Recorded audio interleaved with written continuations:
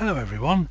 I'm just going to start this new series. It's sort of a mod spotlight and a little bit of let's play and a bit of tutorial, really. Just a mixture of stuff that I thought it might be interesting. I'm basically just going to play around with lots of the latest mods, all the big mods probably to start off with. So what I'm going to do, I'm not going to show you the recipes or anything like that. I'm just going to spawn stuff in and show you what it does, what you would use it for and how to use it and how to wire it up, more importantly, because you can read the wiki, but it's I think it's always better to see somebody else do it, because if you're doing it for the first time, it's you spend half your time looking at the wiki and half the time actually doing something with it, so you can get a lot of enjoyment out of putting together a machine and having it actually work. A lot of people are put off because it is quite technical, and if you're not really technically minded, wiring things up and making them work, it can get like not fun at all. So just thought to show you how easy it can be and how much fun you can have with it, really. So I'll be using like Buildcraft, ComputerCraft, Mystcraft, as you can see with these two portals. Not too much of that, just for getting around, really, because I've used Mystcraft to actually spawn onto this very flat world. It's basically a flat plains world, but it does have like 64 blocks below it. Just because, and oh yeah, the other thing is it's eternal daytime as well, and there's no weather, so it's a perfect environment to do tutorials, I thought. So I won't be using Mystcraft much, just mainly to make this world, but there's Industrial Craft, Buildcraft, Railcraft, ComputerCraft, so many crafts to play with and so little time. So this is just the power system I'll be using. I'll explain it in a later episode, just that I need some power to show you various things, and this is what I've chosen to use. There's tons of different ways of like generating power and converting it and reusing it elsewhere. So much to cover, so you can't possibly do a mod spotlight of say Buildcraft in one episode, because there's so much to see. So let's get started. The first thing, I'm just going to do something fairly simple, just to ease you into this if you are a bit overwhelmed by all the new blocks and how they all work. Just the other day I was testing out the Sim-U-Kraft miners, so I got them to mine out a huge desert, so I ended up with tons of sand. So I needed a nice easy way to convert all that sand into glass, rather than just standing there and putting each stack into a furnace. It just took hours, so I just built a machine or set of machines to just do it all for me. So that's what I'm going to start off today. It's a fairly simple setup, and it's a nice one to start off on. So I'll need to spawn in some chests. So I've got not enough items here. Just scan through all the things. There's the standard items. You've got Buildcraft, some Industrial Craft there, ComputerCraft, Forestry. I don't know a lot about Forestry, so I want to play around with that a bit more. I'll do a tree farm maybe. Some Railcraft, lots of crazy stuff you can do with that. More Buildcraft stuff there, some Forestry, some nice stained glass windows, and some more ComputerCraft there, lots of different coloured floppies. Buildcraft, there's all those different types of pipes, which is really overwhelming, I found at first, but it's really quite simple once you know how to use them or what they're used for. Lots of other items down here. Some of these I haven't even seen yet or even played with, so especially these things, the crates. There's lots of different liquids as well we can play around with. No idea what some of them do, so it's going to be fun to try and figure them out. So I might have to look up at the wiki before I do that. So the first thing is, I'll just spawn in some chests, just one that we can use to have the inputs or the sand, and the other one to collect the glass. So let's spawn in just a stack of chests because I'll probably need quite a few of those. I'm using the Spax texture pack, so I hope it's not too confusing. I think it's quite nice, but not too different from the original. So if I place, say, a chest here that way for the sand, and normally you want to do these contraptions sort of like fairly compact, but I'm not going to do that. I'm going to just have it all kind of spread out a bit, just so you can see clearly how it all works. So let's just put a load of sand in there, smooth sand. The texture looks very similar on all the different sands. That's the only problem with this texture pack. That should do. And just, oops, just put those in there, and then we'll have another the chest over here. This will be for the glass. So if I spawn in a furnace, I'll use an electric one since we've got a nice electric. There's lots to choose from because I've got all these mods, and they're the regular ones. You've got an iron furnace from ComputerCraft, electric one, induction one, that's a bit fancy. And these ones I think are from Factorization, those there. Not played around with that a lot yet, but I will do, because the barrels in that are just amazing. You want to play around with that. Really good add on that. So let's choose the electric one. Yeah, that'll do. So I'll just place that sort of roughly in the centre. So this works just like a normal furnace, only as the name implies it's electric. So in the top there is where you would normally put all the stuff you want to put through a furnace, and then it comes out here, and then there's these slots here which are overclocking slots, so you can make it run faster if you put an overclocker in these slots here. And this one here, you can provide it power. If there's no like electric power available, you can stick a charged battery in there, and that will give it just a kind of temporary boost. So you can see at the moment that symbol there is kind of greyed out, means it's not getting any power at the moment. So I tend to use this cable a lot because I think it's the best one you can use, less loss and things like that. So we'll just spawn in some of that stuff as well. There's lots of cable to choose from, various copper, gold and HV and super insulated. Anyway, so we'll have some of that. So this will carry, I think, all kinds of voltages as well. I've not really played too much around with it, but if you use some of the non-insulated ones especially, or the only slightly insulated ones, and you put in high voltage through it, you tend to get shocked every so often. It's a bit, and it can really take it out of you. It's like takes about 5 or 6 hearts away just walking by a piece of wire. So this wire tends to be a lot safer, so I'll stick with that.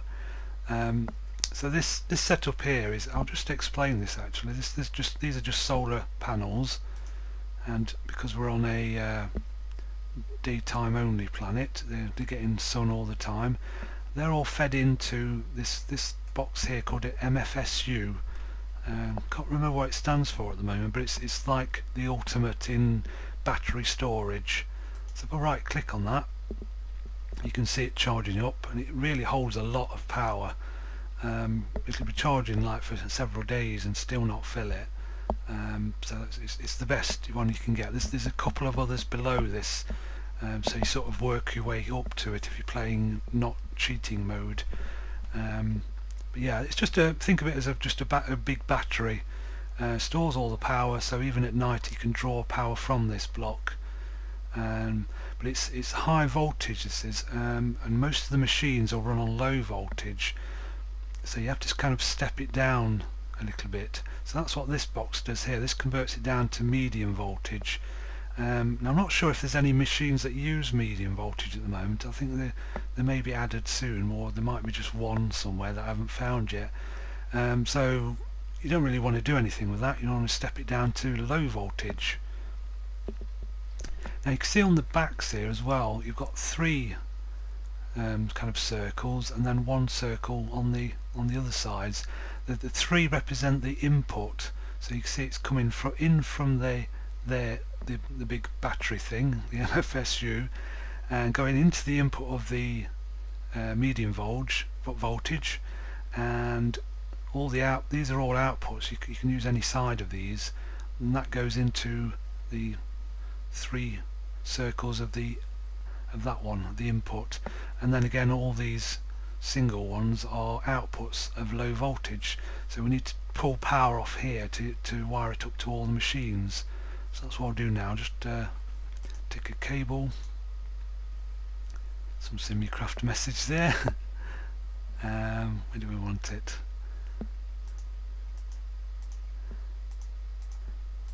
Over here, like that. Now if we go to the furnace now, you've got the red thing to show you you've got power. It didn't require any switches or anything, it's just it works just like a normal furnace, only you do need power instead of burning coal or buckets of lava or anything like that. So that's set up. So now we need a way of getting this into there without actually just picking it up and walking over with it. So that's where Buildcraft comes in. Now later on I'll be showing you the same sort of thing, but with Redpower instead. It's not currently available for this version of Minecraft, so I'll have to show you the Redpower stuff in later episodes. So let's get some some Buildcraft stuff. Now the main thing you use a lot is, if I can type, is the engines. Now there's several types of engines. These three here, the main ones, these are from Forestry and Railcraft, I think, or maybe just Forestry, not sure. But these three here, the main Buildcraft ones. There's a redstone engine, very weak, but it does a lot of things and doesn't require any power. It's just powered by redstone crystals inside it. Then there's a Stirling engine, which is like a steam engine. You put coal in and it generates power. Then there's the combustion engine, which is more powerful, but you have to provide it with either oil or fuel and water to cool it as well. And I don't like these at all, because I've used them several times and it's run out of coolant, so it just explodes. If I remember, I'll put in a picture just here showing you. Here's a picture of me sort of like setting up all the Buildcraft stuff in a nice little apartment, and here's the after photo. Basically one of the engines I left running and it just blew away everything, so use these cautionally if that's a word, or don't use them at all. There are alternatives. You can use one of these, for instance.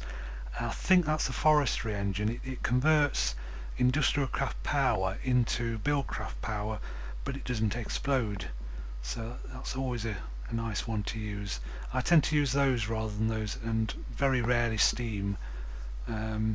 But these are the main workhorses. You use them for all sorts of things. They are low powered and they do take a while to sort of warm up and do their stuff, but you do use them for everything. So we need some pipes to go from all the different locations, so I'll get some of those next. Just type in pip. So these are all the Buildcraft pipes. There's some wires there, a bit more advanced stuff for later on. There's generally two types of pipe. There's transport pipes, which transport blocks and items, and then there's the waterproof pipes, which transport not only water but oil, fuel, and actually any fluid that's in the game, basically lava and all the stuff that's added by mods, like I don't know, creosote oil, seed oil, any kind of liquid that's in any mod usually will work, will go through those waterproof pipes.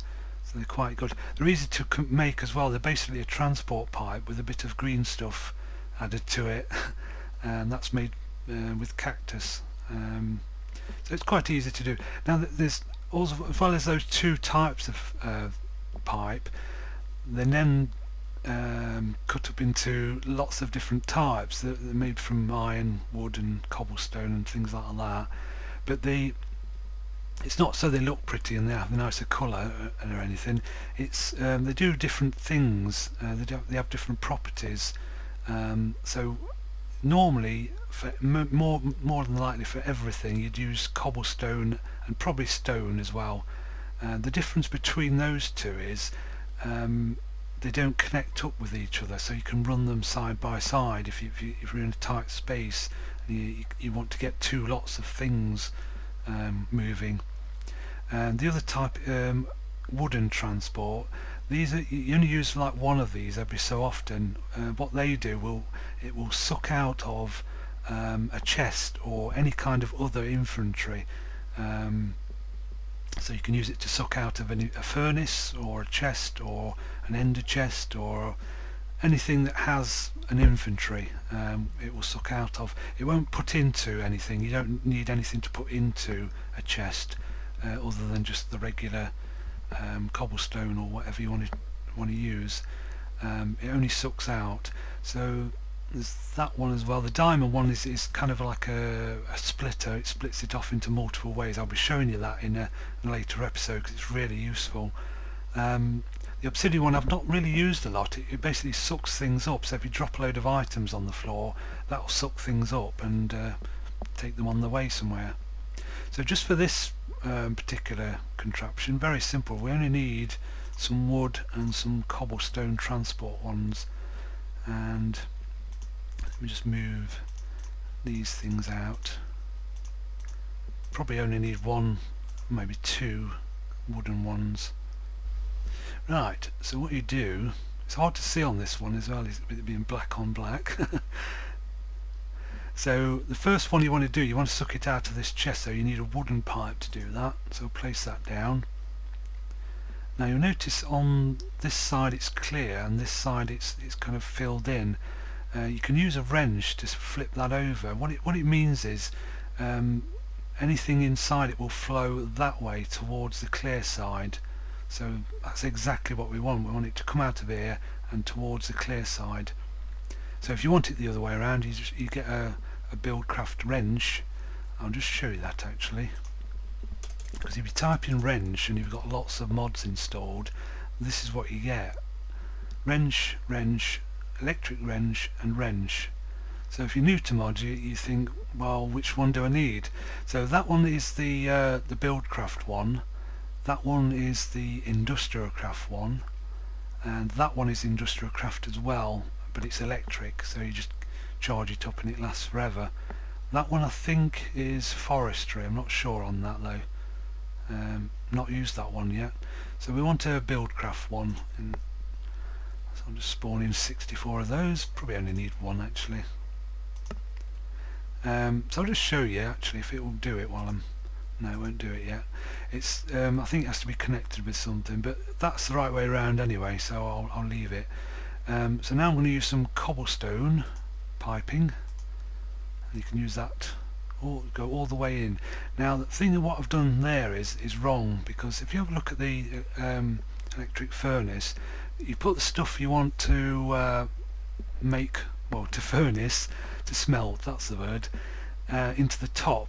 That one's just for batteries, and that's where it puts the result in the sides. So you kind of have to do the same sort of thing most of the time. So it's going to want the stuff in the top, and then you're going to take it out to the sides. So if I just remove that one, if we just go up a bit and over and down, so that's going to suck out of here, up there and into the top of the furnace. Now once it's done that, we want to suck it out to the side. I think you might be able to do it out the bottom as well, I'm not sure on that, but I tend to do it out the side because it makes more sense to me. So again, you need to suck anything out, you need a wooden one, and again it's done it the correct way, but like I say, you can use the wrench to turn that around if it's not the right direction. So again, we need some regular cobblestone. Now with the chest, you can actually just pump into it from all 6 sides, so it doesn't really matter with this one, so we can go straight across and into the chest. So it looks like that. So that's all wired up, but nothing's happening yet. So now we need to attach the engines. Now these wooden pipes, they need Buildcraft energy to actually do anything, to actually do the sucking out of the whatever materials you've got. Now it'll automatically point towards the wooden pipe, so you can actually put it, I could put it underneath or at the back or at the front here or even on top. So let's have a look. I think I'll put it underneath to make it look clearer. I'll just clear that one as well. So as soon as you place it down, it automatically points at the thing that it's going to power. So you'll want to put down the pipe before you put down the actual engine, otherwise it might be pointed the wrong way. But I think you can use a wrench anyway to swivel it around. Let's get that. I want to do the same on this wooden pipe as well. Get rid of those. And you see it's still not doing anything, and that's because the engines need a redstone signal themselves. So you can use a redstone torch or a switch, or even a computer from ComputerCraft will generate a redstone signal. Any redstone signal from any mod will power this, well, we'll switch it on, we'll activate the redstone crystals inside. So let's spawn in some levers or switches. So many names. So if I put a switcher or lever on one of these and one on that one, so it needs to be on any of the sides. I can have it over there, or usual redstone rules. You can either have some Redpower cabling, so you can like throw a switch remotely over here and switch both machines on. But that's it, that's all set up now. Very simple setup. So let's just flick this switch, you'll see the engine start to pump. Now you notice the colour as well is blue for cold, so it'll pump fairly slowly at first, and then it'll turn green and pump a little bit faster, and eventually it will turn red and pump really fast. They won't explode though, so you needn't worry about them overheating. You can just leave them on all the time, even when they're not doing anything. So you can see it in there, all the sand coming out. Still got electricity.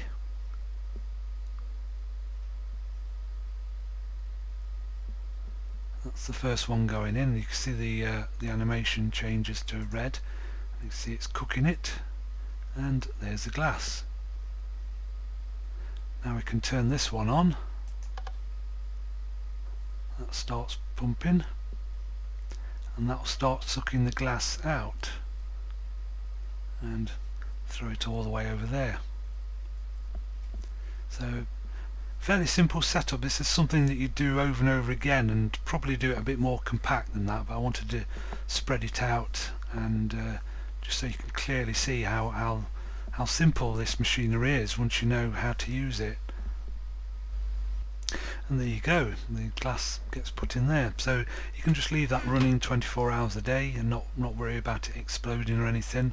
You can go over here and do something else while it's doing. You needn't monitor it or anything. It will just carry on running as long as the furnace has got power, and it's got plenty of power.